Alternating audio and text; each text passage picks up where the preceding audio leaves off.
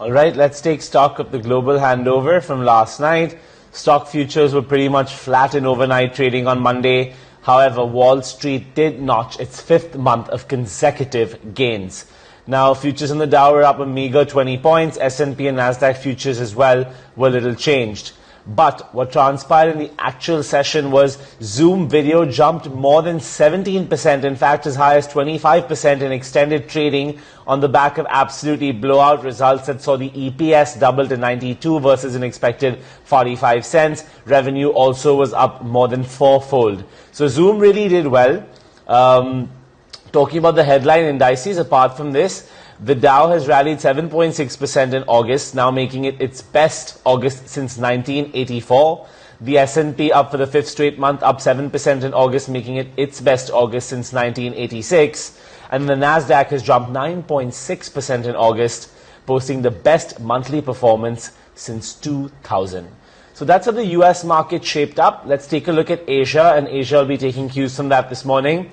We've seen a bit of a rebound in Japan, although the headline indices still opened slightly down. So the Nikkei was down around 0.14% and the Topix declined around 0.29%.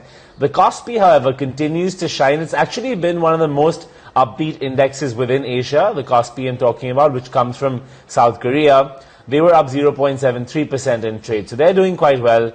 The Australian S&P ASX 200 slid 0.65%, so they on the converse side of things are taking it a bit on the chin this morning.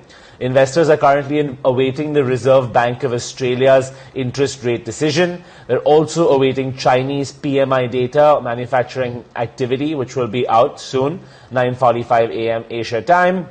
And as a result of that, I guess you could say that the stocks were trading a bit mixed in Asia this morning.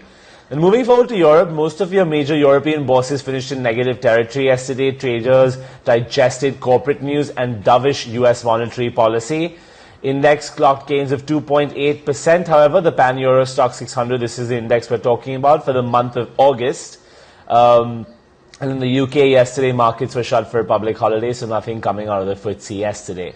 Now, two commodity checks like we always do for you. Oil prices nudged up on Monday. Brent futures set to post a fifth straight monthly gain. Stimulus measures have been working, but at the same time, demand has been slumping. These are the two forces impacting oil prices. Brent futures for November were pretty much unchanged at $45.81 per barrel, and WTI was $43.05 per barrel. Gold prices also fell to a two-year low on Monday, so that wasn't too positive. This is actually their first monthly decline in 5. Spot gold gained just a meager 0.2% to 1967 per ounce. For the month, the metal was down 0.3%, having surged to an all-time peak of 2072 earlier on in August 7th.